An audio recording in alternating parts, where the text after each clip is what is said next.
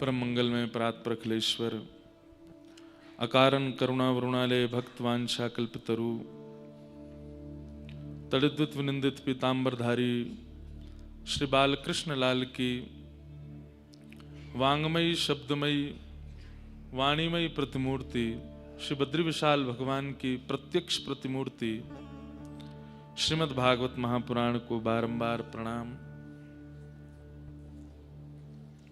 मंच पर विराजमान विप्रवृंद, समस्त गंधर्वजन, कथा के आयोजक परिवार, समस्त काशी से पधारे पाठक परिवार, उनके समस्त सुहृदजन, मित्रजन एवं आप सभी श्रोता भाई बंधु, मातृशक्ति, बालक मित्र सखा, सबको जय श्री कृष्ण, जय सिया राम, जय श्रीमन नारायण, जय जय श्री राधे, हर हर गंगे,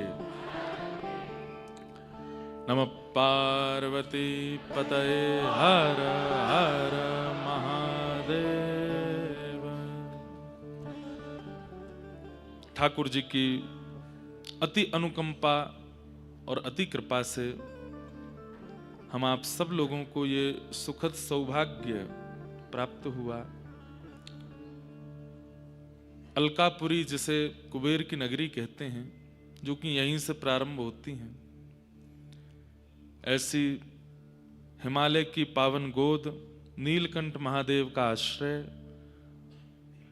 नर नारायण भगवान के चरण सन्निधि, अलकनंदा गंगा मैया का कलकल कलरव करता स्वर, बद्री विशाल भगवान का दर्शन, ये सब सौभाग्य के साथ श्रीमद् भागवत में कृष्ण उद्धव संवाद का परम प्रसंग श्रवण और निरध्यासन करने का हमें अवसर प्राप्त हुआ। यह हमारा परम सौभाग्य है। बंधुओं, बद्रिकाश्रम को अनुभव भूमि भी कहते हैं। हमारे पृथ्वी लोक में यदि भगवद अनुभव, देव अनुभव, गंधर्व अनुभव, यक्ष अनुभव यदि किसी को करना है तो यही हो सकता है।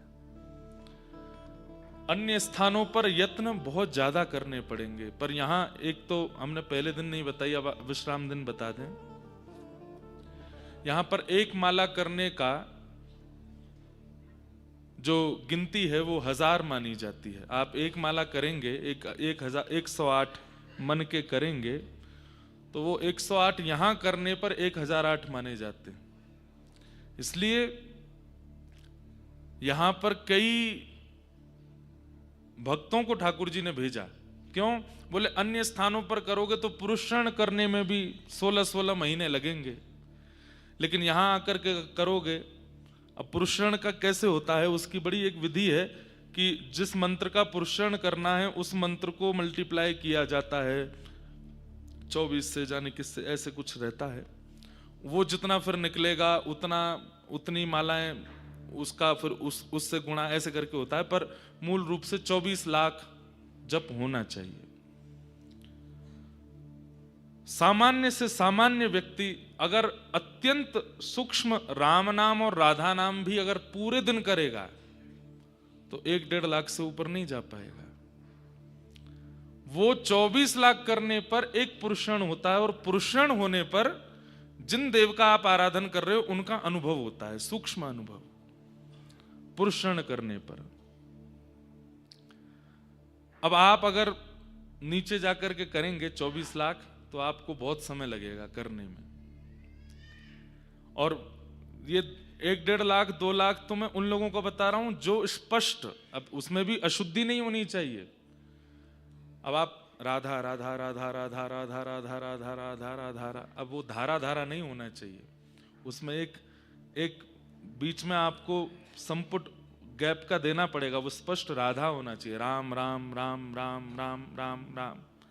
अब आप उसमें वो मरा नहीं होना चाहिए। वो हो तो उसमें कोई दिक्कत नहीं है, पर जब आप अनुष्ठान में बैठते हैं तो आपको शुद्धि का ध्यान रखना पड़ता है। और उसमें भी मन में, बुद्धि में, नेत्र बंद करके विचारों में कुछ दूषितता नहीं आनी चाहिए। अगर दूषित भाव आया तो फिर दोबारा शुरू से करना पड़ेगा।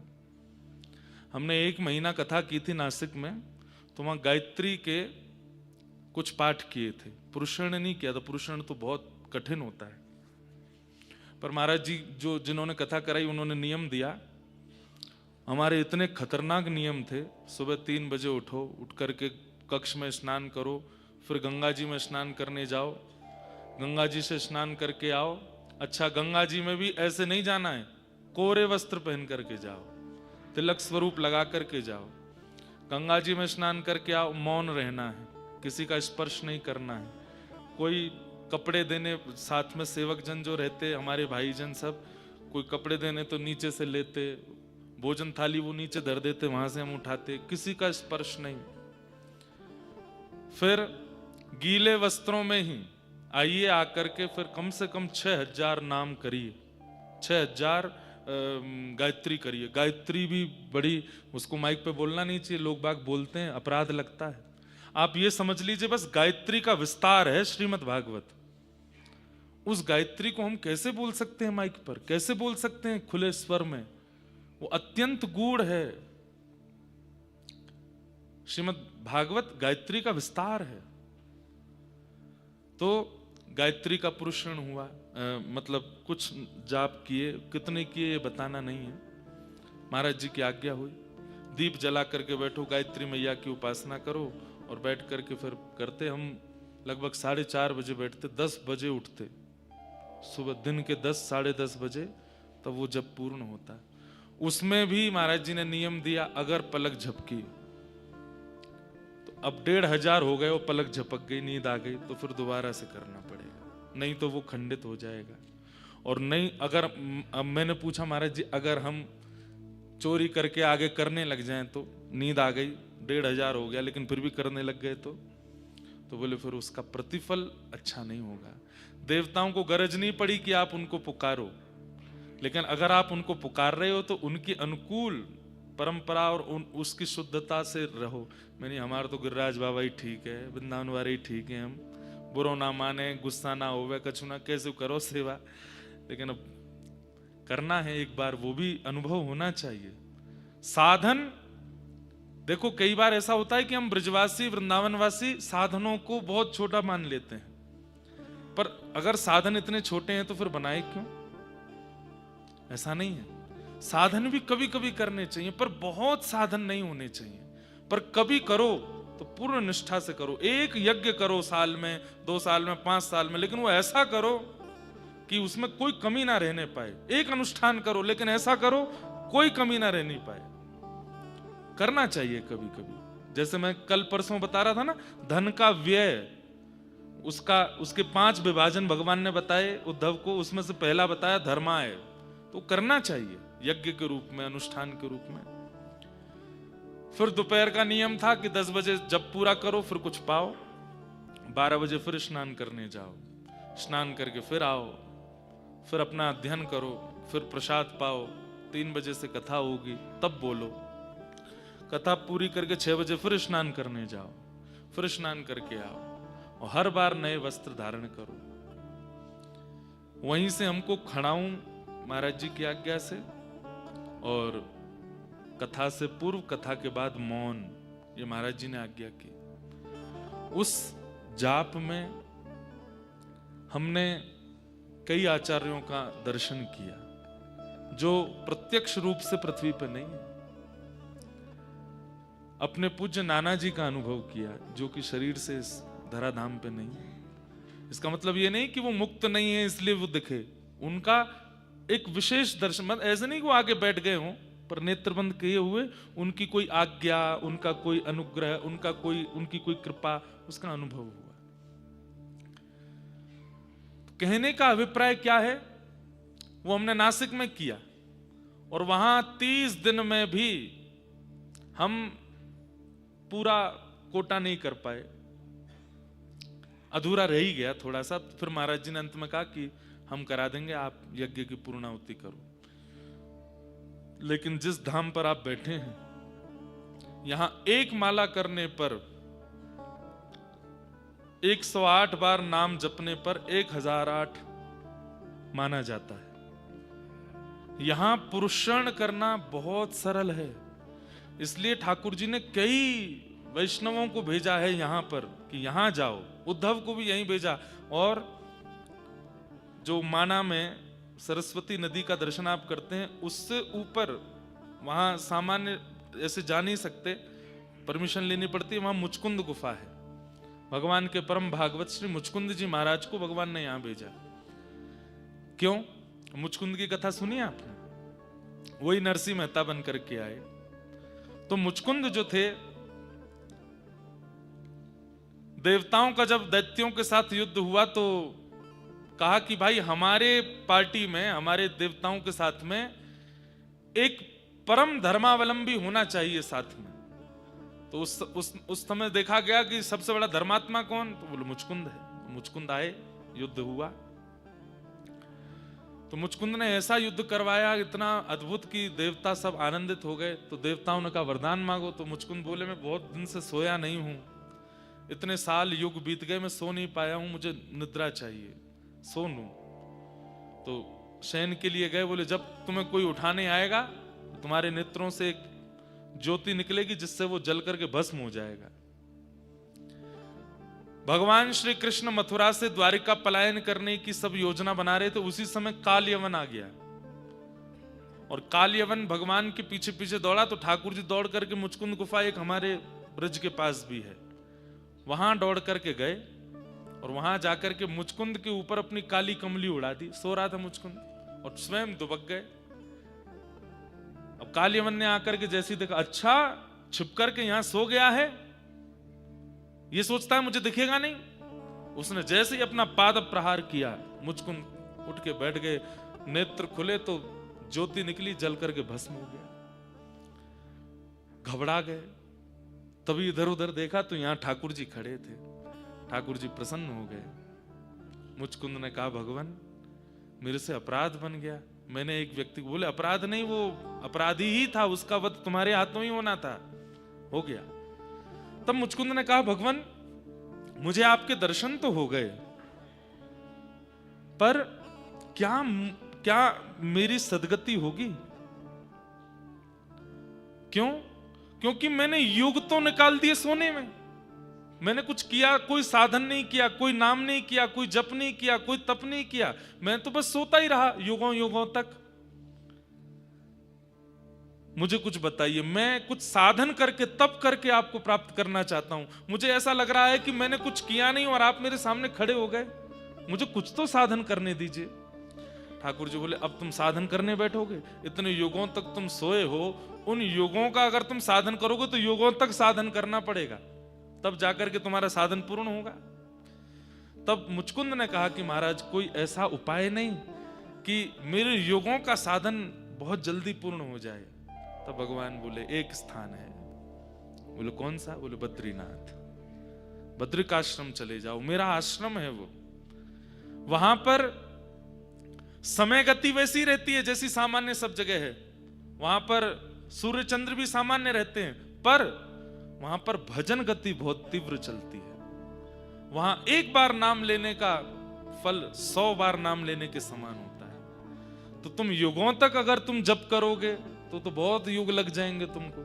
तुम बद्रीनाथ चले जाओ, वहां जाकर के गुफा बना करके वहां जप करो। तो तुम महीने भर में जितना जप करोगे, महीने भर में जप कर 24 घंटे करना, अब सोना नहीं, दिन रात करना। और 30 दिन महीने भर में तुम जितना जप करोगे उससे एक युग का जप पूर्ण हो जाएगा, साधन हो जाएगा। तब मुचकुंद जी महाराज यहां आए और सरस्वती नदी जहां से प्रकट हैं, हमको दर्शन होते हैं, उससे ऊपर मुचकुंद गुफा है। वहां पर उन्होंने बैठ करके साधन किया। आज हमको सौभाग्य मिला नो मैन जोन में जाने का, जहां पर लोगों को जाने की अनुमति नहीं है। आज हम वहां गए थे, मुचकुंद गुफा का भी दर्शन किया। उसके बाद फिर और आगे गए तो फिर ज्ञानगंज एक जगह पड़ती है। एक सिंगल आदमी नहीं था पूरे मार्ग में। 60 किलोमीटर आगे गए हम। ज्ञानगंज, ज्ञानगंज क्या है? देवताओं की यूनिवर्सिटी है। वहां पर भी एक भी इंसान नहीं जाते, बस मिलिट्री फोर्स जाती है चाइना बॉर्डर तक। तो कल परसों हमसे यहाँ के कुछ अधिकारी मिलने आए, तो उनसे हमने प्रार्थना की हमको अनुमति दे दो कि हम आगे चले जाएं। वो आके हमसे बोले आपकी कथा सुनते हैं बहुत अच्छा लगता है। मैंने कहा अच्छा तो दक्षिणा दो। बोले क्या चाहिए? मैंने कहा हमको अनुमति दो आगे तक जाने की। बोले महाराज जी वहाँ तो बर्फ है, रास्ता नहीं। मैंने कहा अब तो कथा सुनते हो तो कुछ तो दो। तो उन्होंने अनुमति दिलाई, आज हम गए। तो जिनका ग्रंथों में आज तक केवल श्रवण किया, सब स्थानों का दर्शन किया। तो सबसे पहले यहाँ से मुचकुंद गुफा, मुचकुंद गुफा के बाद आए ज्ञानगंज।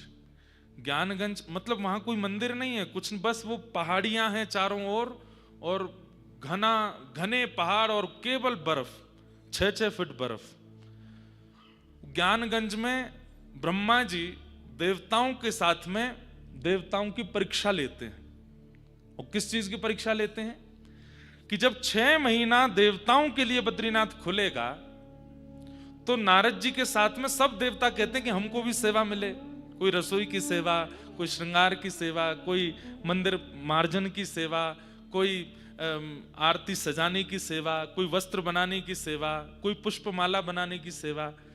तो वहां उस ज्ञानगंज में ब्रह्मा जी महाराज बैठ करके देवताओं की स्थिति देखते हैं कि कौन बद्री विशाल भगवान की सेवा करने योग्य है,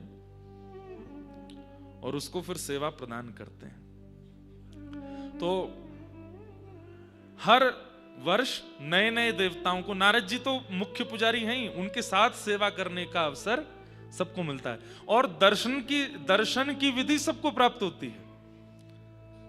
नारद जी आरती करते हैं, बाकी के जो मुख्य देवता जिनको ब्रह्मा जी अभी चुन रहे होंगे, रोज चुनाव होता होगा कि अब इस बार नारद जी के साथ आप रहोगे, चंद्रमा इस बार आप रहेंगे, वरुण जी इस बार आप भी रहेंगे सेवा में, तो वो सब तो मंदिर की सेवा में रहेंगे। बाकी के बचे हुए देवता क्या करेंगे? वो लंबी लाइन लगाएंगे, एक एक करके जाएंगे, बद्री विशाल भगवान का दर्शन करेंगे, वहां बैठ करके साधन करेंगे।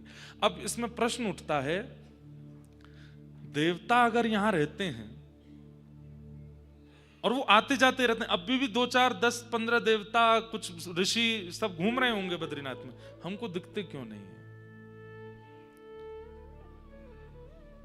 सीधी बात है, देवता, अब आप लोगों को थोड़ी बात अटपटी लगेगी लेकिन हम बोल देते हैं, देवताओं को मानवों से दुर्गंध आती है। इस कारण देवता दूर रहते हैं मानवों से। मानवों का खान पान, मानवों की रहनी सहनी, मानवों का उठना बैठना चलना फिरना अजीब तरीके से, वो बहुत एटिकेट्स में रहते हैं देवता। अरे आवाज करके पानी पी गया था, वो अमृत पी गया था, तुरंत चंद्रमा ने पहचान लिया, बोले ये तो दैत्य है। और मोहिनी भगवान के सुदर्शन चक्र ने उसको राहु और केतु में पर सोचिए, आवाज करके पानी पी गया तो इसका मतलब वो दैत्य। ये भी देवता बर्दाश्त नहीं करते। हम लोगों की रहनी सहनी कैसी है? जिस प्रकार पूज्य श्री मलुकपीठ वाले महाराज जी एक बार अपनी कथा में बता रहे थे, बोले जिस प्रकार विष्ठा में पड़े हुए जीव जंतुओं को देख करके हमको घृणा आती है, ऐसे ही जब हम कचौड़ी खाते हैं, समोसा खाते हैं, उल्टी सीधी सामग्री खाते हैं, देवताओं को हमसे घृणा आती है। ये क्या खाते हैं, कैसे रहते हैं, कैसे सोते हैं, नहाते नहीं हैं, इनमें से कितनी दुर्गंध आती है। इसलिए देवता हमसे दूर ही रहते हैं। जैसे ही उन्हें पता चल जाता है कोसों दूर से कोई मानव दिख रहा है, देवता तुरंत बोले इसकी दुर्गंध हमसे बर्दाश्त नहीं होगी। इसलिए संत जन यहां साधन करते हैं, ऐसी ऐसी जड़ी बूटियां खा करके तपस्या करते हैं जिससे अन्न ना पाना पड़े। देखिए हमारा शरीर जो है वो अन्नमय शरीर है। कौन सा शरीर है? अन्नमय। और देवताओं का चिन्हमय। वो अन्न नहीं पाते, वो जलपान करते हैं, वायु का सेवन करते हैं, सूर्य चंद्रमा की किरणों का सेवन करते हैं, जड़ी बूटियों का सेवन करते हैं, प्रकृति का ही सेवन करते हैं। वो हमारी तरह सामग्री नहीं पाते। तो देवताओं को कहीं ना कहीं हम लोगों से घृणा है। जब हम लोग साधन करके, जप करके, तप करके, तिलक धारण करके, धोती बगलबंदी पहनते हैं, इत्र लगाते हैं, ठाकुर जी की सेवा का चंदन लगाते हैं, शिखा धारण करते हैं, सुंदर बन के रहते हैं, ज्यादा अपवित्रता नहीं रखते, थोड़ा ध्यान रखते हैं अपनी स्थिति का, तब देवता थोड़ा प्रयास करते हैं कि नहीं ये वाला मानव थोड़ा ठीक है, इसके हम समीप जा सकते हैं। और फिर यहां कईयों को अनुभव होते हैं। तो ऋषिजन क्यों तप कर रहे हैं? वो इसीलिए तप कर रहे हैं कि ठाकुर जी के हम योग्य बन जाएं। ठाकुर जी इतना विचार नहीं करते, पर ठाकुर जी के नीचे इतने सारे देवता हैं ना, वो कहीं ना कहीं रोकते होंगे। भाई प्रधानमंत्री सबसे मिलना चाहता है, पर उसके नीचे के लोग नहीं मिलने देते। देवताओं को प्रसन्न करना कहीं ना कहीं अनिवार्य हो जाता है। इसलिए जब तप, साधन, नियम, व्रत, अनुष्ठान ये बहुत आवश्यक होते हैं। अब एकादशी के दिन हम अन्न नहीं खाते और उसको भगवान का सबसे प्रिय दिवस माना जाता है कि जो एकादशी करता है ठाकुर जी को बहुत प्रिय। अन्न छोड़ने वाला इतना प्रिय लगता है ठाकुर जी को। पर हम लोगों की भली चलाई एकादशी पर भी हम क्या क्या खाते हैं। व्रत का डोसा, व्रत के डोसा आ गए, वृंदावन में व्रत का पिज्जा आ गया। ठाकुर जी बोले भले चलाएं, कुछ नहीं, घूम फिर के फिर वहीं आ गया। इसलिए हमारा अन्न शुद्ध नहीं है, हमारा जल शुद्ध नहीं है, हमारा सोना, उठना, बैठना, खाना पीना शुद्ध नहीं है। इसके कारण हम लोगों से देवता दूर ही रखते हैं। इसीलिए साधन बनाया गया कि साधन करो, इससे मति शुद्ध होगी, मन शुद्ध होगा, विचार शुद्ध होंगे, नियम शुद्ध होंगे, तब देवता अनुग्रह करेंगे। और देवता प्रसन्न हो गए, अनुग्रह करेंगे, तो जैसे नरसिंह मेहता को मिले, मीराबाई को मिले। मीराबाई, अरे संत जन कहते हैं जब मेवाड़ में भीड़ होने लगी संतों की, तो भोजराज राजा जाते संतों के पास, बोले आप मीरा को क्यों देखने आते हैं? मीरा सुंदर है इसलिए? तब संत कहते हैं, बोले नहीं महाराज, बार बार काशी जाकर के, बार बार द्वारिका जाकर के, बार बार तीर्थ करके भी जो चित्त में पवित्रता नहीं आती, वो पवित्रता मीरा को देख करके आ जाती है। इसलिए हमको मीराबाई का दर्शन करना होता है। उनके रूप में वो पवित्रता है, इसलिए ठाकुर जी उनसे मिल रहे हैं। गोस्वामी तुलसीदास जी के रूप में वो पवित्रता है, सूरदास जी के स्वभाव में और विचारों में वो पवित्रता है। हम में वो पवित्रता का अनुभव नहीं है। इसलिए ठाकुर जी और समस्त देवता, ऋषिगण ये जो हैं अदृश्य ही रहते हैं। कहो तो यहीं घूम के जा रहे होंगे लेकिन नहीं दिख रहे होंगे। जब उनकी अनुकूलता हम अपने जीवन में ले आएंगे तो उनको दिखने लगेंगे। ऐसे ऐसे संत आज भी बद्रीनाथ में आपको एक वस्त्र में घूमते हुए संत दिख जाएंगे। उनको देख करके ठिठर जाओगे आप, ये कैसे घूम रहे हैं। मैं मंगला दर्शन करने के लिए गया, बद्री विशाल भगवान की अभिषेक के लिए। एक महात्मा कॉटन का एक धोती केवल ऐसे यहां गले में बांध करके और परिक्रमा लगा रहे, सुबह 4 बजे।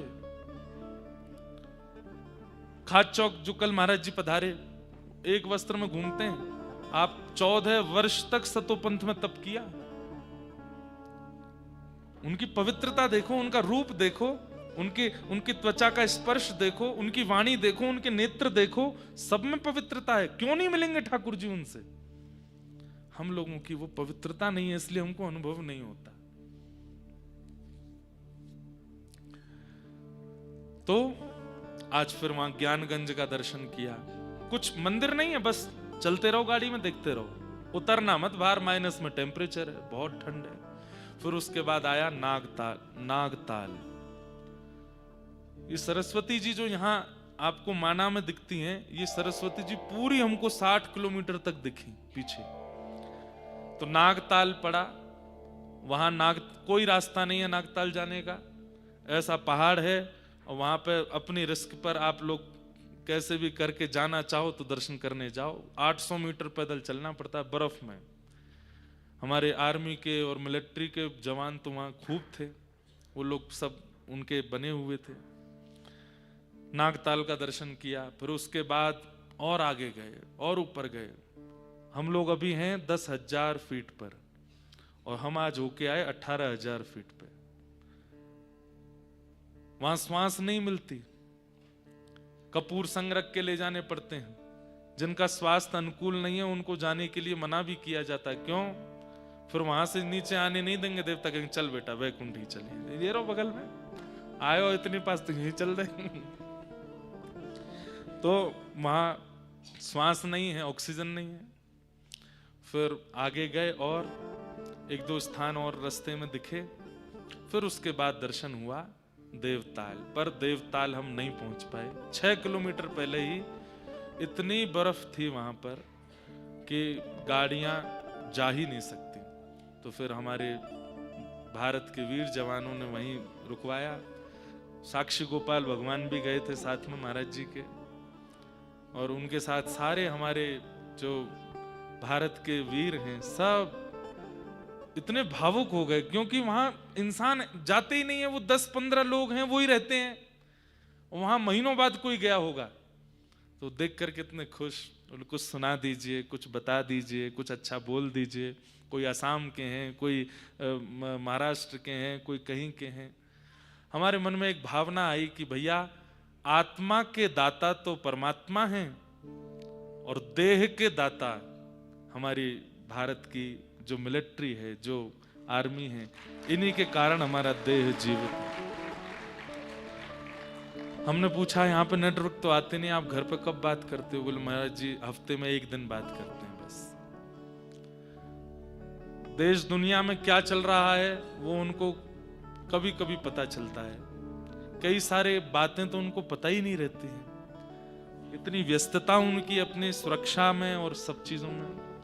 पर 18,000 फीट पे आज हम जब पहुंचे, साक्षी गोपाल भगवान के लिए पोहा बनाया, पकोड़े बनाए, सुंदर चटनी बनाई, उनका भोग लगाया, सबने पाया। हम यहाँ से ब्रजवासी के पेड़ा लेके गए थे वृंदावन के, सब बांटे, खूब आनंद आया। वहीं हमको तो लगा भैया कि देवता हमने प्रत्यक्ष नहीं देखे, लेकिन हमारे भारत के जो जवान हैं ये देवताओं से कम नहीं है, ये तपस्वियों से कम नहीं। इस बार मेरा मन था कि मैं बद्रीनाथ में तपस्वियों के दर्शन करूं, और मैंने कर लिए। वो तपस्वियों से कम है? वहां श्वास लेनी भारी पड़ती है, वहां रहना, पूरी खाल यहां से सब जल चुका है। इतनी तेज धूप की किरणें पड़ती हैं, नीचे ठंडा है, ऊपर से धूप की तेज किरणें, ये सब जल चुका है। हाथ जल चुके हैं, चश्मा लगा करके रहना पड़ता, क्योंकि एक तो धूप, ऊपर से बर्फ की जो रोशनी है, आंख खोल नहीं सकते वहां पे।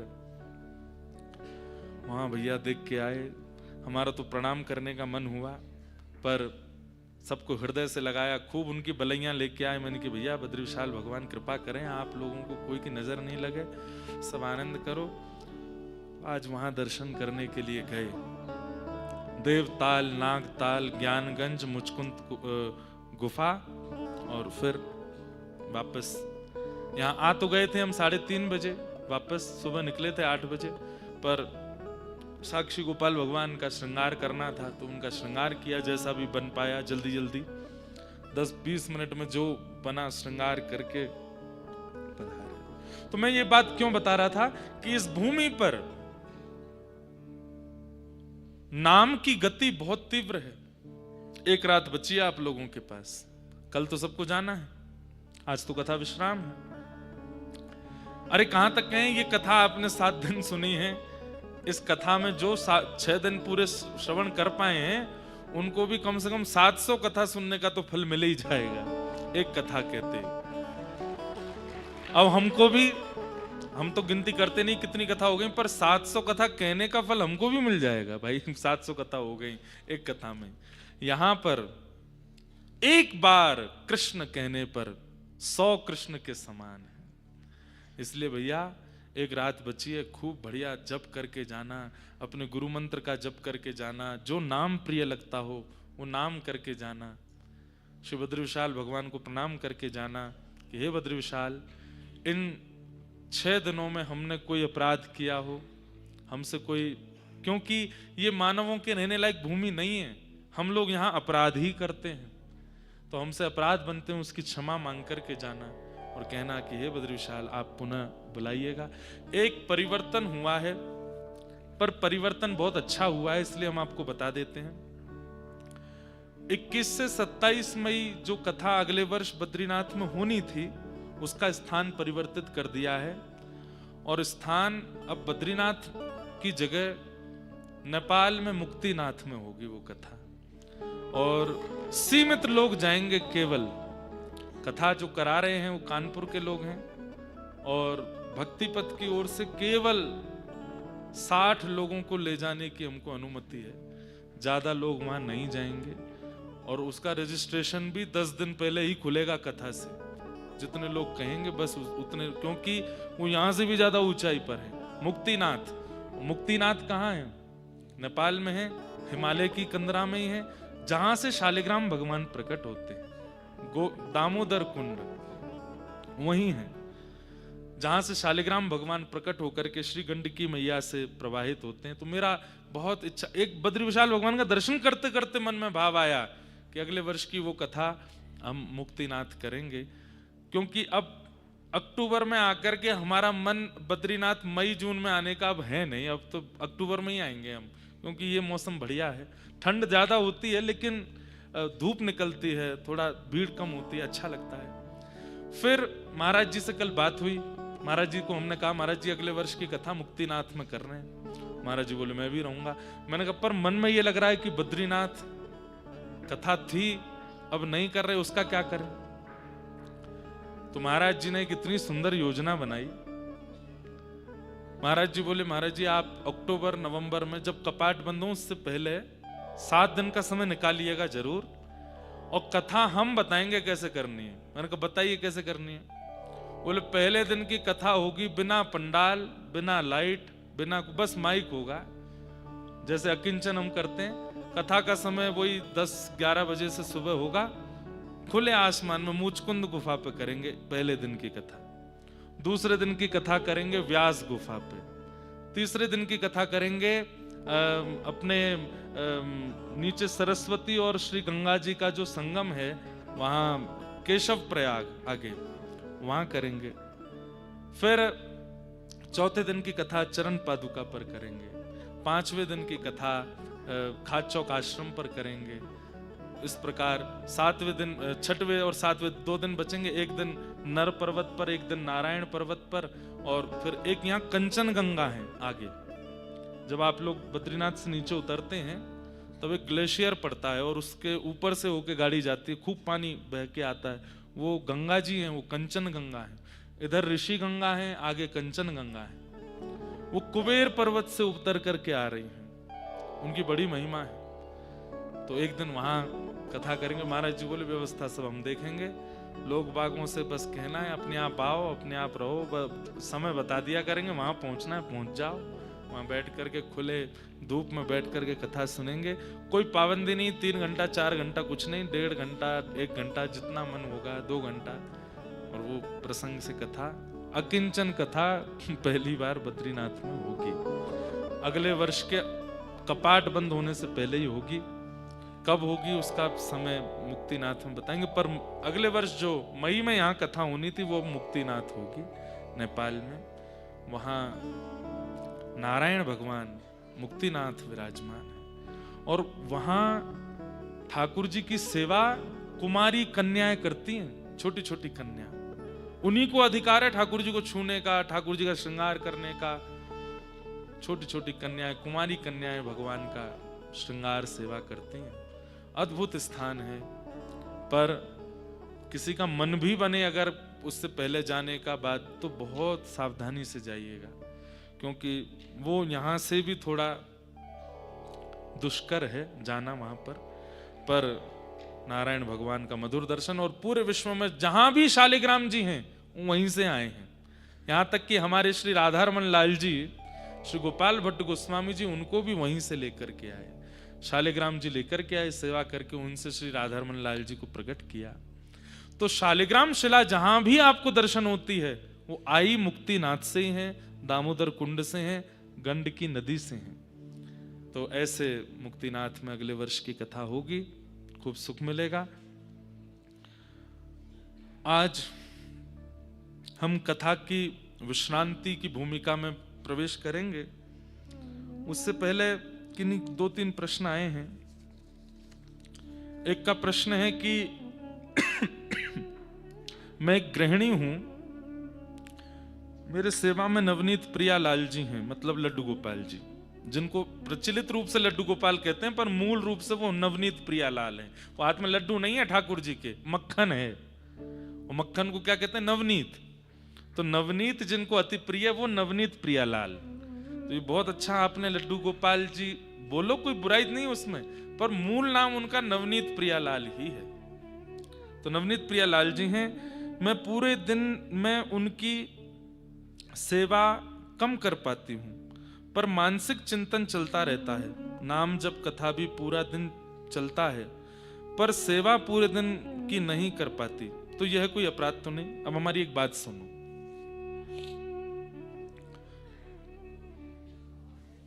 ध्यान से सुनिएगा।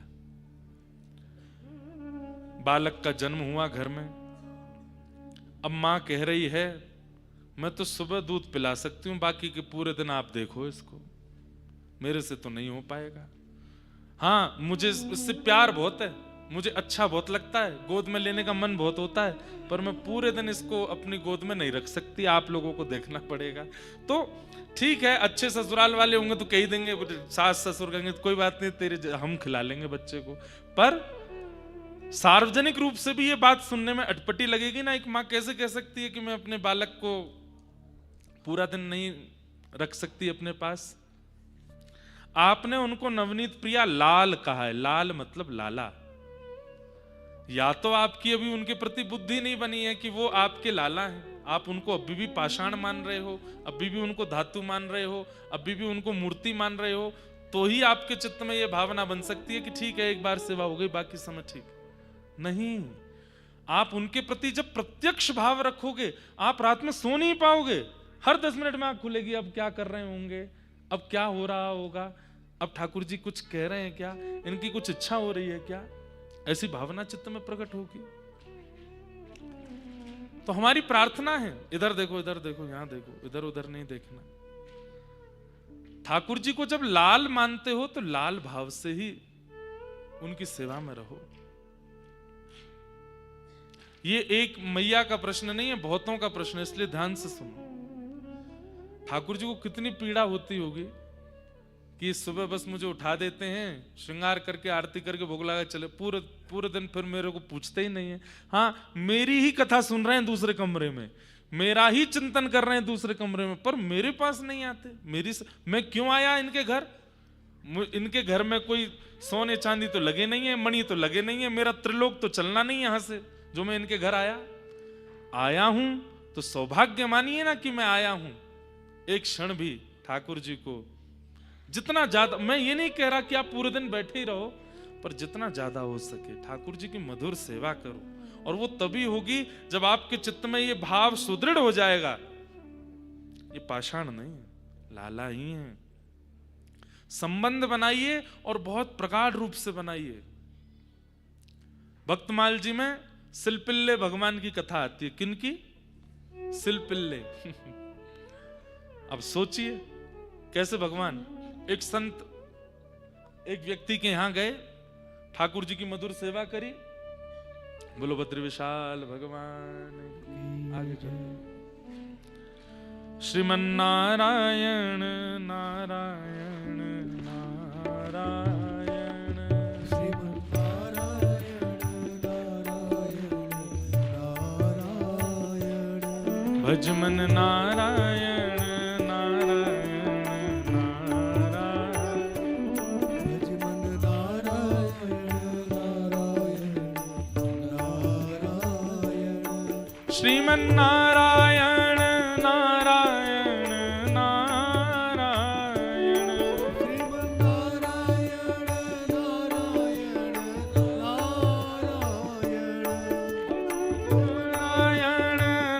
नारायण नारायण, नारायण नारायण नारायण, श्रीमन नारायण नारायण नारायण। श्री वैष्णो देवी मैया की चुनरी आई है आज व्यासपीठ पे। बोलो वैष्णो देवी मैया की जय। हमारे भैया हैं वैष्णो देवी से पधारे हैं। जय। श्रीमन नारायण नारायण नारायण,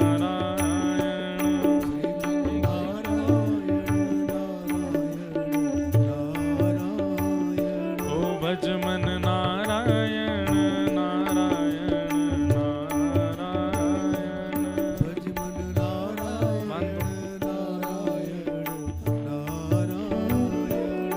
लक्ष्मी नारायण नारायण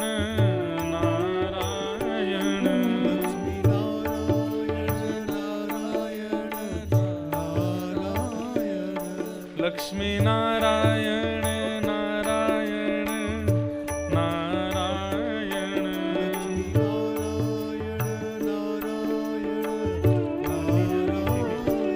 श्रीमन्नारायण नारायण नारायण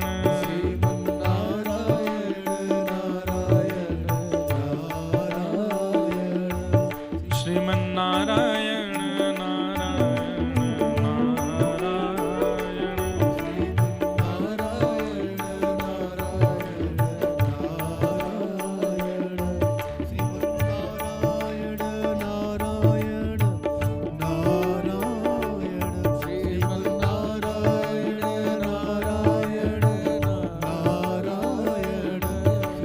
नारायण नारायण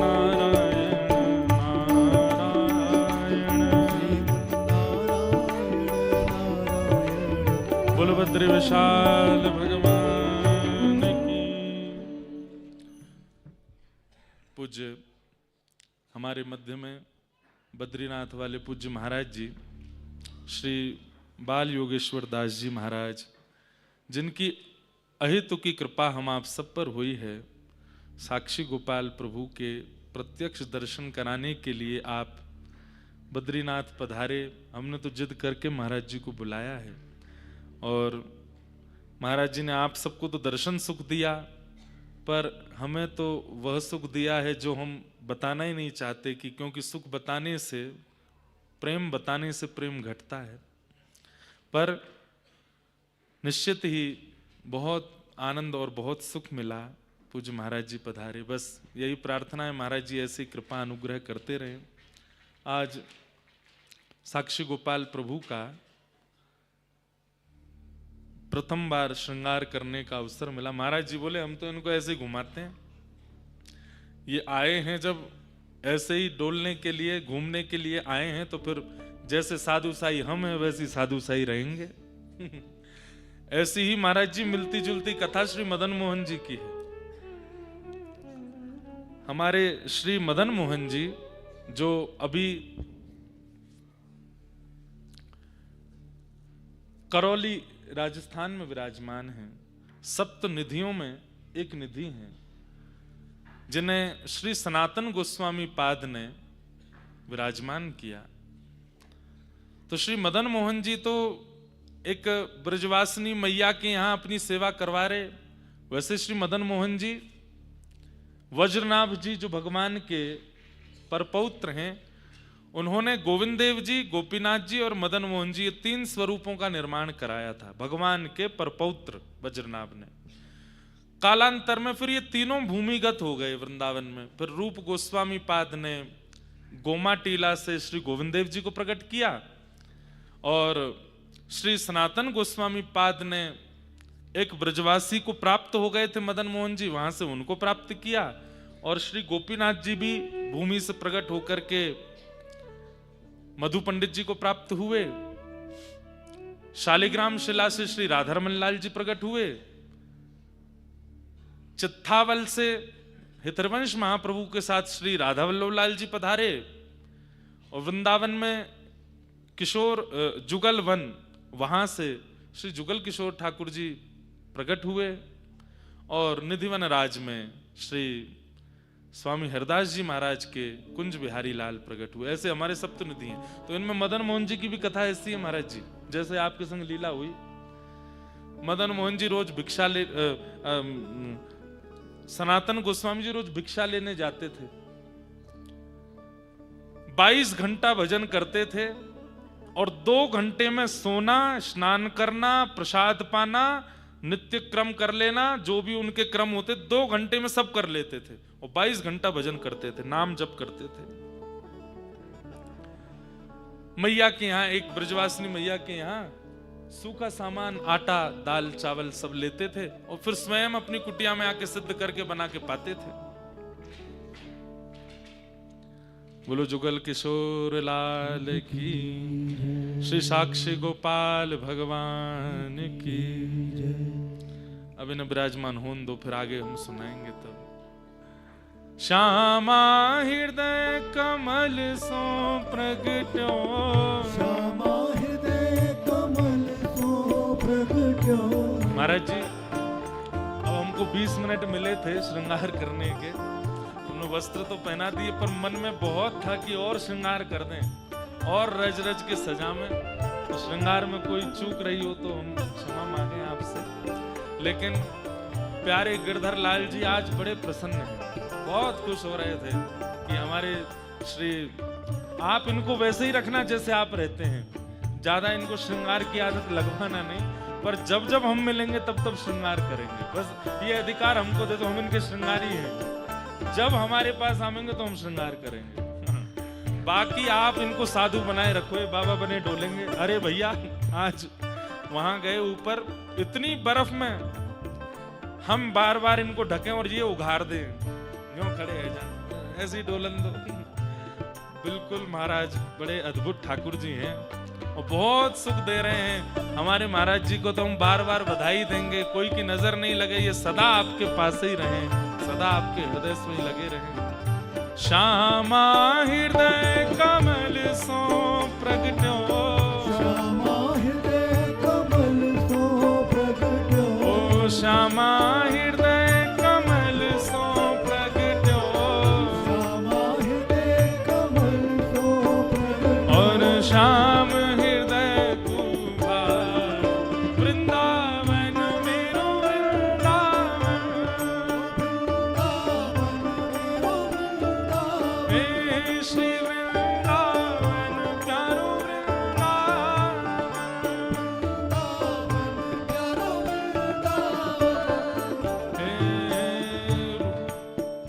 हाँ सब सुख सागर रूप उजागर रहे वृंदावन धाम, सब सुख सागर रूप उजागर रहे वृंदावन धाम, हे रूप गोस्वामी प्रगट कियो जहाँ, गोस्वामी प्रकट कियो जहाँ, श्री रूप गोस्वामी प्रगट कियो जहाँ, रूप गोस्वामी प्रकट कियो राधा गोविंद रूप निधान, वृंदावन मेरो वृंदावन,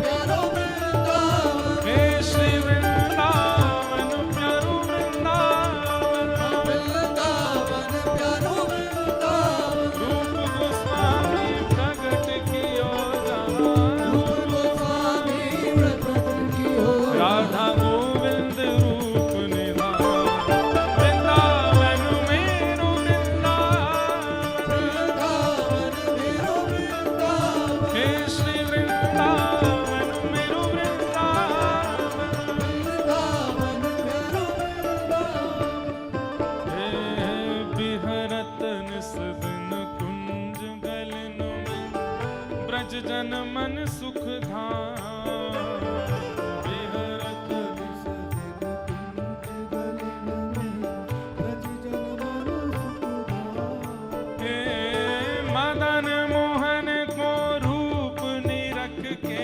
मदन मदन मोहन को रूप निरख के, श्री मदन मोहन को रूप निरख के, मदन मदन मोहन को रूप निरख के, सनातन बलि बल जाओ, वृंदावन मेरो वृंदावन, वृंदावन प्यारो वृंदावन, हे श्री वृंदावन प्यारो वृंदावन, वृंदावन प्यारो वृंदावन, श्री साक्षी गोपाल भगवान की।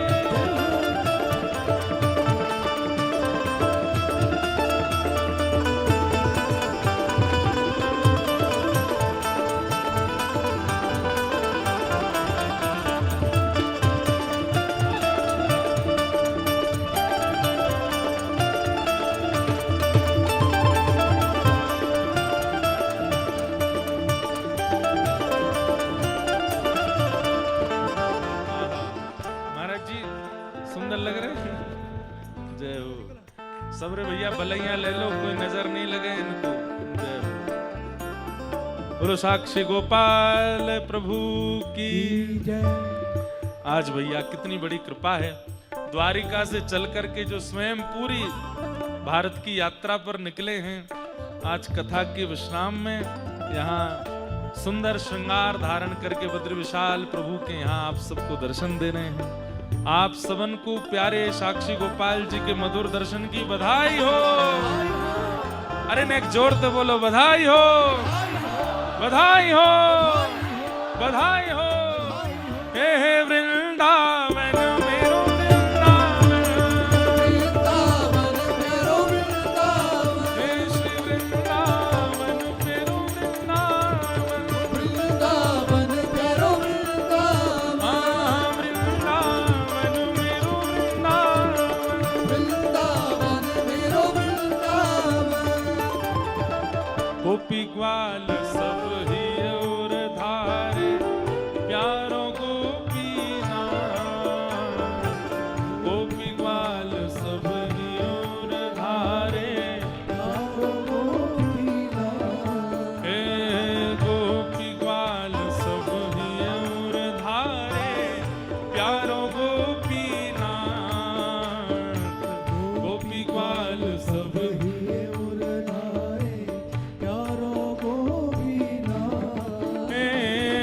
मधु पंडित जिन कंठ लगायो,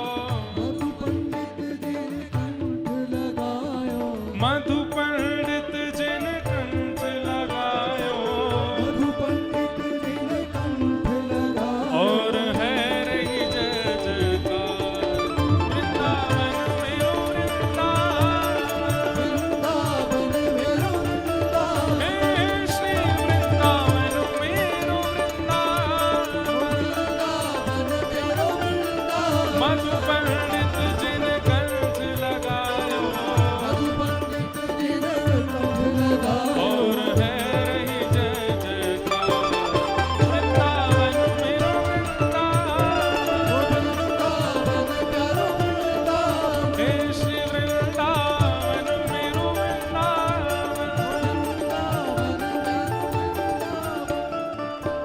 गोपाल भट्ट की हृदय वेदना प्रगट्यो शालिग्राम,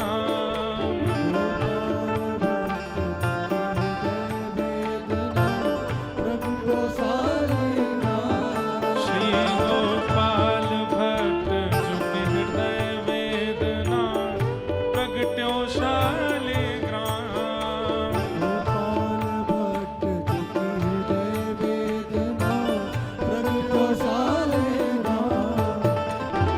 रूप सुधा को खान हमारो, वृंदावन में सब ते न्यारो, हो प्यारो राधा रमण जुलाल। वृंदावन मेरो वृंदावन, हे श्री वृंदावन मेरो वृंदावन, रूप सुधा को खान हमारो, रूप सुधा को ओ प्यारो राधा रमण दुलाल। वृंदावन मेरो वृंदावन, हे श्री वृंदावन प्यारो वृंदावन, हे आतुर हित हरिवंश पुकारो, राधा राधा नाम, आतुर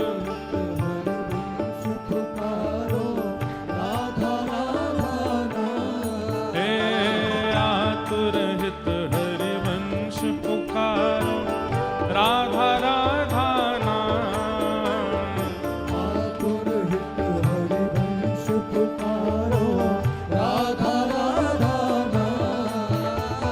सघन कुंज यमुना तट आयो, मदन टेर वृंदावन आयो, भुजा उठा के प्यारो राधा वल्लभ लाल। वृंदावन मेरो वृंदावन, हे श्री वृंदावन मेरो वृंदावन,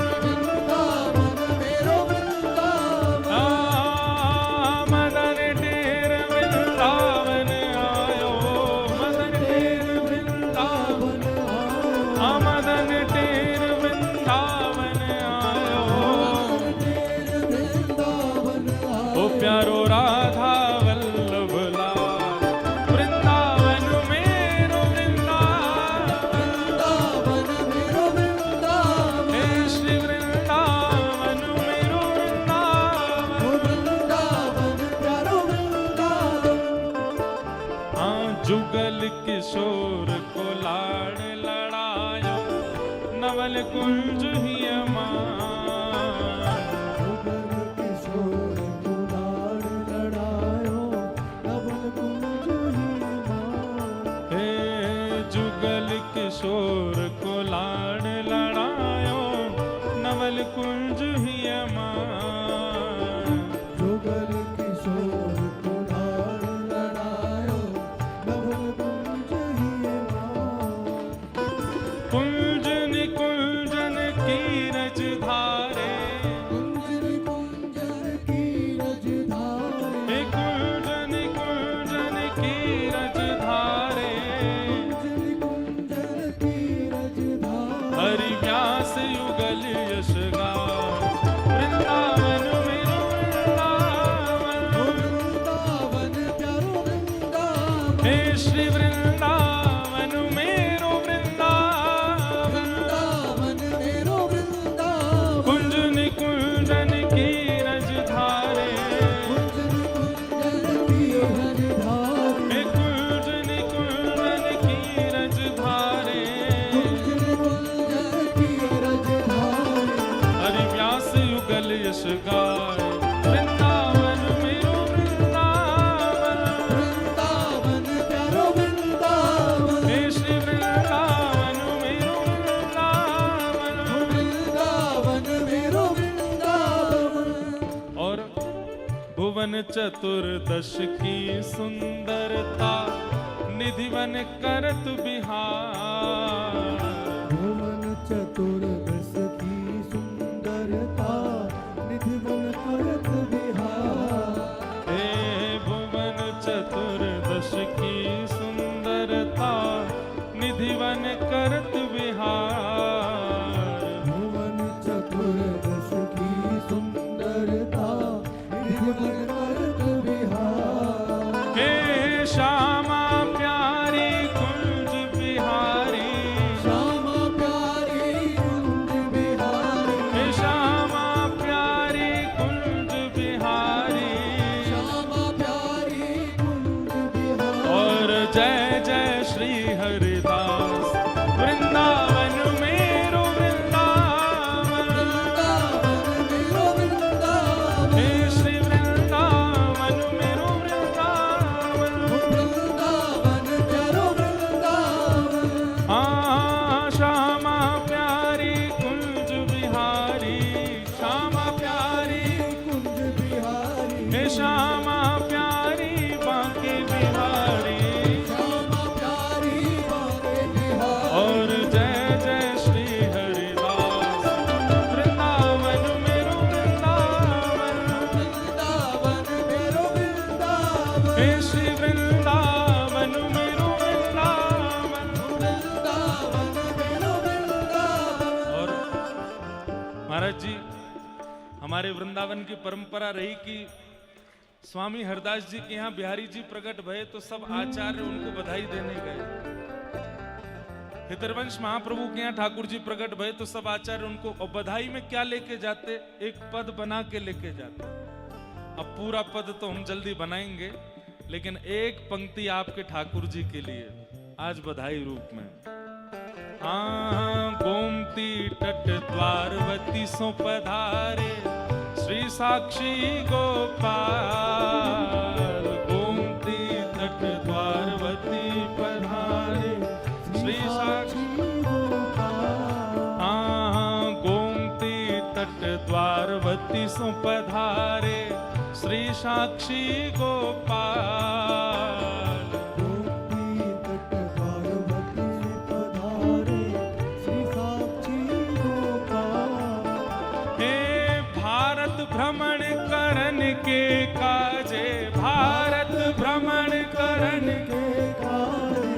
तीर्थ भ्रमण करन के काजे, तीर्थ भ्रमण करन के काजे। चुने बाल योगी दास, वृंदावन मेरो वृंदावन। वृंदावन प्यारो वृंदावन। हे श्री वृंदावन मेरो वृंदावन।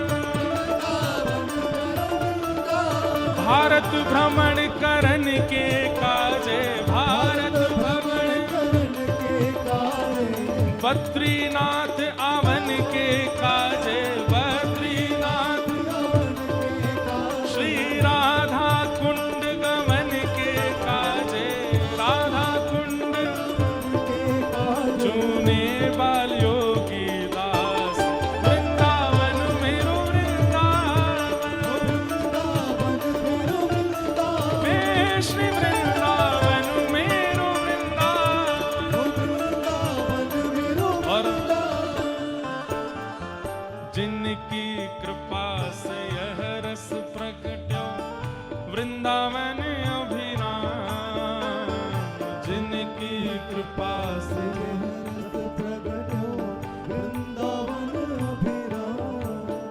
हे सप्त निधिन को ही उजियारो, साक्षी गोपाल को अति दुलारो, हम सबको मिलवावे वारो, और यह आनंद करवावे वारो, हे हमारो गिरधर लाल, वृंदावन मेरो वृंदावन, हे श्री वृंदावन मेरो वृंदावन, यह आनंद करवावे वारो, आज हम सबको मिलवावे वारो, हे हमारो गिरधर लाल, वृंदावन मेरो वृंदावन, हे श्री वृंदावन मेरो वृंदावन। जय राधे राधे, श्री राधे राधे, जय राधे राधे, श्री राधे राधे, जय राधे राधे, श्री राधे राधे, जय राधे राधे, श्री राधे राधे, जय राधे राधे, श्री राधे राधे। वृषभानु दुलारी, देखो नाचो भले ही मत, क्योंकि ऑक्सीजन खत्म हो जाएगी तो कहां जाओगे फिर, पर ऊंचे स्वर में गाओ।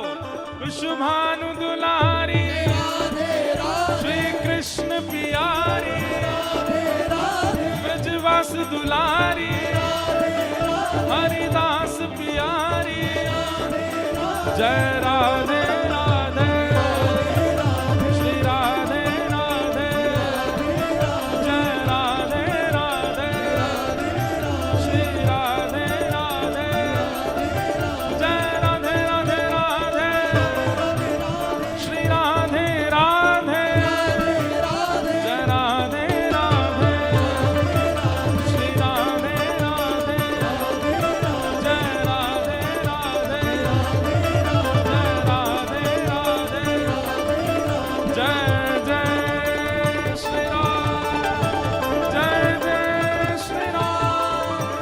जय राधे राधे,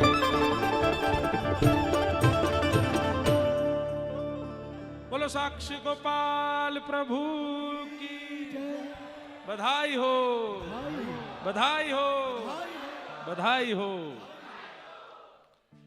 ऐसे हमारे महाराज जी को प्यारे साक्षी गोपाल मिले। अब टूटी फूटी कथा करते करते शब्द लिखे हैं महाराज जी। गोमती तट द्वारवती सो पधारे। द्वारिका का शास्त्रीय नाम द्वारावती है। क्या है? द्वारावती। गोमती तट द्वारवती सो पधारे, श्री साक्षी गोपाल। गोमती तट द्वार गाइए। श्री साक्षी गोपाल भारत भ्रमण करन के काजे, भारत भ्रमण करन के काजे, तीर्थ भ्रमण करन के काजे, तीर्थ भ्रमण करन के काजे, चुने बाल योगी दास वृंदावन मेरो वृंदावन, वृंदावन मेरो वृंदावन, हे श्री वृंदावन प्यारो वृंदावन, वृंदावन प्यारो वृंदावन। बधाई हो भाई हो। महाराज जी। ये एक पंक्ति की बधाई और एक श्रृंगार की बधाई। अब जब जब आप मिलेंगे तो श्रृंगार की सेवा, हम इनके श्रृंगारी हैं। आप इनको डुलाओ, खूब नहलाओ, खूब कछु कराओ, पर जब भी हम दोनों मिलेंगे तो हमको बस 20 मिनट चाहिए। अब पता चल गई है इनकी सब बात। हाँ, कमर कितनी है, छाती कितनी है, मुंह कितनों है, कान ज्यादा खोल के रखें सुनवे के काजे। मुंह भी बहुत फुला में लेकिन अच्छे हैं। चरण एक आगे है तो ये घूमते ही रहेंगे, नेक आगे है एक चरण, तो यहाँ को मतलब टिकवे वाले है नहीं। डोलते ही रहेंगे सब जगह। कैसे इतने साल द्वारिका में रुक गए ये तो भगवान जाने। आपके सामने भक्तिमती मीराबाई ने भी नृत्य किया है। आपके सामने रामदास बोढ़ाना जो द्वारिकाधीश जी को लेकर के डाकोर जी में विराजे, उन्होंने भी आपका दर्शन किया है। आपके सामने श्री तुकाराम जी महाराज, श्री नामदेव जी महाराज, जो भी द्वारिका गए हैं, सबने आपका दर्शन करके आपको भाव सुनाए हैं। कितनी बड़ी कृपा है आज हम आप सब लोगों पर कि वही गोपाल जी भ्रमण करते हुए आज यहाँ कथा में पधारे हैं, हम सबको दर्शन दे रहे हैं। पूज्य महाराज जी के तो सौभाग्य की सराहना है ही नहीं। पर महाराज जी जैसे आपके ठाकुर जी रहते हैं, जैसे आप साधु साईं हैं, वैसे ठाकुर जी भी साधु साईं। अब चुने होते, कोई मिलीनियर चुनो हो तो, कोई बढ़िया सेठ साहूकार चुनो होता तो वही के जैसे रहते। अब चुने ही साधु हैं तो साधु की तरह ही रहना पड़ेगा। तो इसमें कोई ये नहीं है कि महाराज जी तो ज्यादा प्रेम तो कोई रख भी ना पाएगा। इतनी दूर तक हम गए, महाराज जी ऐसे ही लेके लाल जी को, हम तो गाड़ी चला रहे थे, इतनी बर्फ में गए, इतनी माऊ महाराज जी ऐसे लेके लाल जी को, इतना स्नेह। भैया वस्त्र प्रसाद श्रृंगार ये बात की बात है, पहले स्नेह दे दो अपने लाला को। तो मैं बता रहा था कि महाराज जी ऐसे ही हमारे श्री मदन मोहन जी पधारे। किनके पास? श्री सनातन गोस्वामी जी के पास। कैसे? सनातन गोस्वामी 24 घंटा में से 22 घंटा भजन करते थे। 2 घंटा में ही स्नान ध्यान तिलक स्वरूप भोजन पानी जो करना है, भिक्षा भी। और अगर 2 घंटे में किसी चीज में विलंब हो जाता तो एक कार्य छोड़ देते, कभी भोजन छोड़ देते, कभी सोना छोड़ देते, फिर भजन में बैठ जाते। एक दिन ब्रजवासिनी मैया मथुरा में वाके यहाँ भिक्षा मांगवे जाते सनातन गोस्वामी। जब द्वार खोल के मैया देवे आती भिक्षा, तो ये भीतर झांकते ऐसे, तो मैया और गेट के बीच में जो नेक जगह, वहां में से मदन मोहन जी दिखाई देते। और ये बस दूर से ही देख करके कितने मधुर ठाकुर जी हैं, कितने प्यारे हैं लाला। मैया खूब प्रेम से सेवा करेगो। बाबा नजर मत लगावे, मेरे ठाकुर है, मैं तो खूब भावते करूं सेवा। अच्छा मैया हमको दे दो। तो सूखी सामग्री लेते थे, आटा दाल चावल स्वयं बना के पाते थे। कुछ दिन बाद इनको तो मदन मोहन जी भा ही गए, पर मदन मोहन जी को बाबा भा गए। और मैंने कल भी कहा था कथा में कि आपकी भक्ति की सार्थकता ये नहीं कि आपको ठाकुर जी भावे, वो तो लाखों को भाते हैं, करोड़ों को भाते हैं, पर करोड़ों में किसी एक कोई एक होता है जो ठाकुर जी को भाता है, वो विशेष है, जो ठाकुर जी को भा जाए। इतना नाम करो, इतना जप करो, इतनी कथा सुनो, इतना संभल करके अपना जीवन जियो कि आप ठाकुर जी को भा जाओ। हम स्पष्ट रूप से कहें, मानव कल्याण क्या है कि आप ठाकुर जी को भा गए, यही कल्याण है। बाकी आप चाहे काशी में कितने भी यज्ञ कर लो, बद्रीनाथ में आके कितनों जप कर लो, कितनी भी तपस्या कर लो, सब साधनों से ठाकुर जी आपको मिलेंगे, हो सकता है। पर मिलना एक बात होती है, मिलते तो हम सबसे हैं, पर हमें कोई भा जाए, ये विशेष बात है। ठाकुर जी को भाना है। हम भा जाएं ठाकुर जी को, वो तो हमको भाई गए, हम और भा जाएं उनको, हम उनके प्रिय बन जाएं। तो मदन मोहन जी ठाकुर जी को भा गए, ठाकुर जी को सनातन गोस्वामी भा गए। रात्रि में स्वप्न में मैया के पास आकर के ठाकुर जी बोले, मैया। मैया बोली, मेरी भक्ति से आप प्रसन्न हो? बोला, हाँ मैं बहुत प्रसन्न हूं। अच्छा आज्ञा करो। बोले, आज्ञा ये है, कछु दिना में तुम पधारवे वारी हो। मैया तो रोने लगी, ये खबर सुनाने आप स्वप्न में आए हैं मुझे? अरे मैया, मैं तो तू को चिंतित करवे आया हूं, कछु दिना में तू पधार जाएगी और फिर तेरे घर वाले सब युद्ध करेंगे मेरे काजे, कौन के पट में मैं जाऊंगा। तो अब ही निश्चय कर जा, मेरी सेवा कौन करेगा? मैया बोली, आप बताओ, आपने कोई चुने, कोई आपको भागे हो तो? बोले, मैया भा तो गयो, लेकिन तेरे घर को ना है। वो कहाँ को है? बोलो, रोज बाबा भिक्षा लेवे आवे ना, वो भागे हो। अरे वो बाबा नेक्सी से कुटिया में रहे, सूखो आटो ले जाए, यमुना जल मिला के टिक्कर बना के पावे, बाकी यहाँ रहोगे? बोले, हाँ मैया, वो भाग हो, वही के पास रहूंगा मैं। मेरी सेवा में कोई कमी आप ना, मैं बहुत प्रसन्न हूं आपकी सेवा से, पर आगे की मोह अपनी व्यवस्था भी तो देखनी, मैं कहां जाऊंगा? वही बाबा को मोह दे दे। ब्रजभाषा समझ रहे हो ना? बड़ी मुश्किल अंते तो आज निकरी है। जाते जाते बद्री विशाल भगवान को भी न याद तो करा जाए ब्रज की। तो मैया सुबह सुबह उठी, आज बहुत भावुक है भैया। किसी की सेवा 10 हमसे पूछो, हमारे लाल जी तो अभी 5 वर्ष के भय, महाराज जी के तो अभी 5 महीना के भय हैं, मारे 5 महीना है गए हैं। हाँ, गंगा दशहरा से तो हो ही गए लगभग। अपनी सेवा कोई कैसे छोड़ सकता है? मैया बोली, 40 साल से सेवा कर रही हूं इनकी, और आज किसी और को देने में मेरे प्राण निकल रहे हैं, कैसे करूं? पर ठाकुर जी की आज्ञा है। द्वार पर सनातन गोस्वामी आए भिक्षा लेने।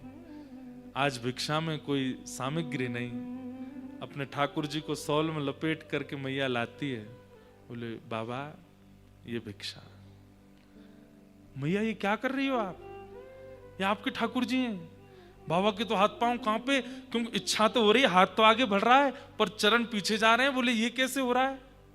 मैया बोली, मैं रोज आपते कहो करती, मेरे ठाकुर जी को नजर मत लगाओ। लगाए गए, अब इनको आप भागे हो, और इस स्वप्न में आए के कह रहे हैं मैं तो बाबा ते सेवा कराऊंगा। मैं कहा करूं, ले जाओ। खूब प्रेम ते सेवा करियो बाबा, अच्छो अच्छो बना के पवाए करियो, बहुत चटोर हो मेरो लाला। सुबह उठते ही दूध और लड्डू ते भोग लगावे, बाल भोग में मक्खन खावे, बड़ो बड़ो पराठो खावे, पर राजभोग में 3-4 साग कम पावे ना है, और 1 बिलांद रोटी पावे, इतने चावल पावे, और रात्रि में शयन में ऐसो, संध्या में ऐसो। बाबा बोले, मैया मैं 1 टिक्कर 2 दिन चलाता हूं, आटो ले जाऊं, जमुना जल मिला के टिक्कर बनाऊं, और वह टिक्कर को भी जमुना रज में, रज के भीतर धर दूं। जब भूख लगे 22 घंटा भजन के बाद वहां में तो नेक तोड़ के पाए लूं। 1 टिक्कर 2 दिन चलाऊं, कैसे रहेगा ये? सनातन गोस्वामी बोले, एक काम करो मैया। बोले, कहा, आज रखो, आज रात्रि में। अब देखो, एक तो होता है कि व्यक्तियों कहे इनके लिए मैं सब करूंगा भाई, अपना भजन छोड़ दूंगा, अपना नाम, इनकी सेवा करूंगा। कितनी बार भोग लगाना? 8 बार भोग लगाऊंगा मैं। लेकिन सनातन गोस्वामी बोले, मैं अगर लेके जा रहा होता तो मैं ये करता। ये खुद आना चाह रहे हैं तो मैं अपनी बात कहूंगा ना। क्या मैया, आज रात में स्वप्न में इनसे कह देना, क्या 1 टिक्कर मिलेगा दिन में बस, और वो भी रूखा टिक्कर, ना नमक, ना साग, ना दाल, ना चावल, ना कचू। और रही बात यहाँ चांदी को सिंहासन, आपके इतने श्रृंगार, मुंह पे कछू ना आवे। मन होएगा तो 1 लंगोटी पहनाए दे करूंगा बस, ज्यादा श्रृंगार खरीदे कि ना मुंह पे धन है, ना मैं कोई तो मांगूंगा। और नेक्सी से मेरी कुटिया, इतनी बड़ी कुटिया है कि मैं केवल वहां में लेटूं, बैठूं, उठूं, और ज्यादा कुछ नहीं, वहां मैं नेक्सी सी चौकी लगा दूंगा, कोने में बैठे रहेंगे। कभी बिच्छू घुसिया में, कभी कातर घुसे आवे, कभी सांप घुसे आवे मेरी कुटिया में, और बारिश हो जाए तो बस जमुना जी आ जाए भीतर। बताए दो ठाकुर जी को, अगर ये सब स्वीकार हो तो चले मेरे संग। सनातन गोस्वामी के चित्त में व्याकुलता भी हो रही है कि कहीं ठाकुर जी मना तो नहीं कर देंगे, लेकिन देखना भी चाह रहे हैं कि ठाकुर जी स्वीकार करते हैं कि नहीं। रात्रि में मैया सोई, रात भर ठाकुर जी के चरण दबा के मैया बोली, वहां कहा करोगे जाके, हैं बाबा मोड़ा है वहां पे बिच्छू घुसिया में, और सबसे बड़ी बात, चलो श्रृंगार ना करेगो, बैठाएगो ना, खावे को ना मिलेगो, इतना बड़ा तो तुम्हारो पेट है कि समुद्र छोटो पड़े या के नीचे, 8 बार भूख लगे तुम्हें, कहा करोगे। और कहते कहते मैया सो गई। ठाकुर जी स्वप्न में आए, बोले चाहे एक टिक्कर खिलाए रहूंगा वही के पास। मैया तुम वही देते। वो मां रोने लगी, बोले कितना प्रेम है आपके चित्त में, आपको 56 भोग राजी नहीं है, आपको श्रृंगार राजी नहीं है, आपको तो उस व्यक्ति के चित्त का प्रेम राजी है, वही आपका आहार है। दूसरे दिन मैया फिर से, आज तो जल्दी आ गए सनातन गोस्वामी, देखें क्या बात हुई। रात में द्वार पर खड़े होकर मंजीरा बजा रहे थे। आज भी हमारे ब्रज में भिक्षा लेने वाले महात्मा डोरबेल नहीं बजाते, चिल्लाते नहीं कि भिक्षा लेके आओ, बस राधे कृष्ण कीर्तन करते हैं, और गौ दोहन जितनी देर होता उतनी देर ही रुकते हैं, 5 मिनट 5.5 मिनट बस। इतने में भिक्षा दे दी तो ठीक, नहीं तो चले जाएंगे।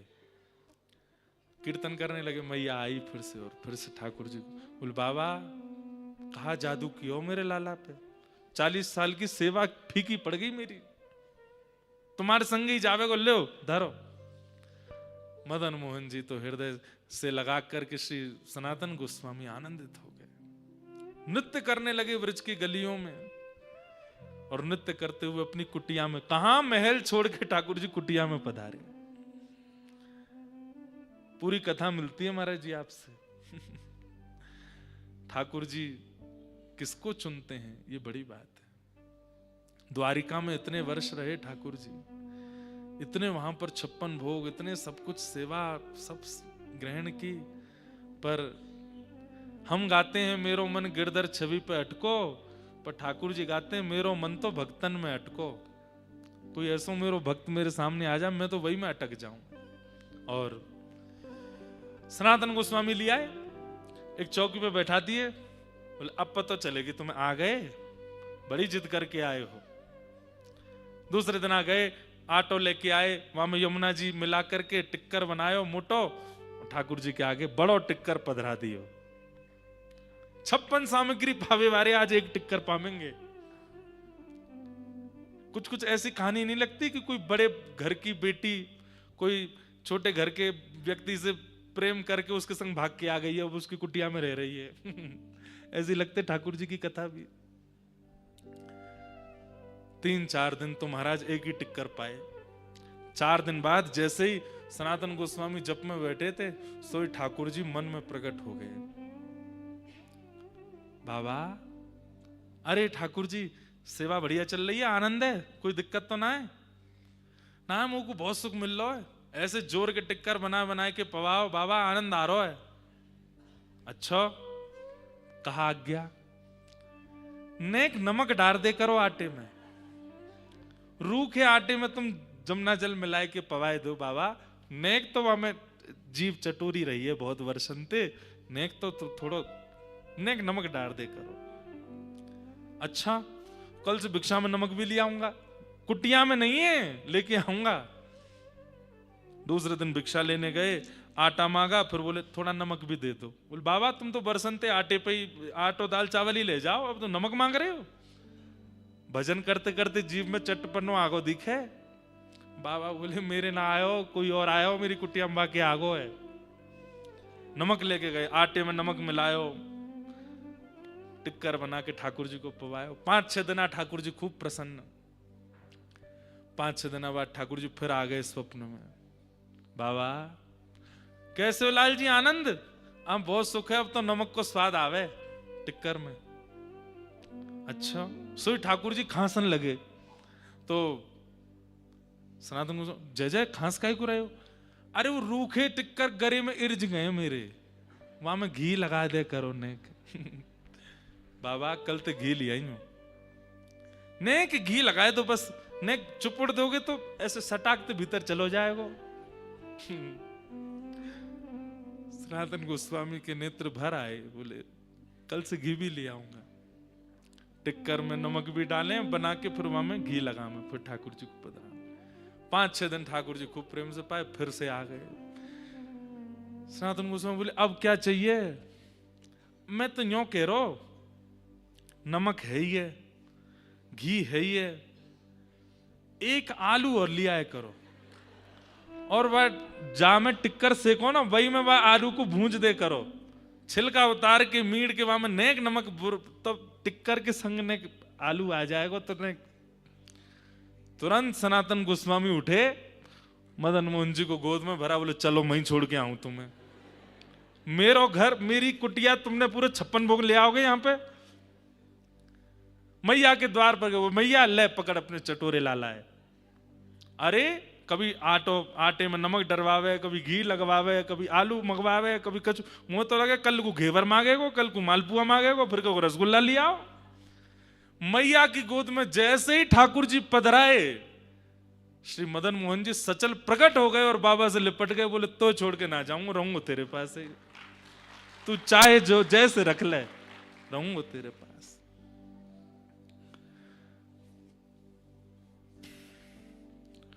ऐसे प्रिय हम कब बनेंगे? महाराज जी तो बन गए, आ गए ठाकुर जी, हम कब बनेंगे? हमारे भी गिरधर लाल जी आ गए, फिर भी लगता हम कब बनेंगे? ठाकुर जी स्वयं पधारे, ये भक्ति की सार्थकता है भैया।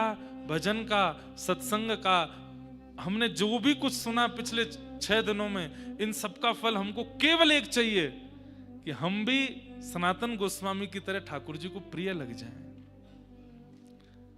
अपनी प्रत्येक घड़ी में, प्रत्येक क्रिया में ये विचार किया करो कि मेरे लाला मुझे देख रहे हैं, अगर मैं ये करूंगा या करूंगी तो उनको बुरा तो नहीं लगेगा। आपकी प्रत्येक क्रिया इस भाव से हो जाए कि ठाकुर जी को प्रिय लगे। देखना आएंगे आपके पास भी, अपने आप आएंगे ठाकुर जी, कह के आएंगे कि मुझे लेके जाओ अपने संग। यही हमारी भक्ति की सार्थकता है।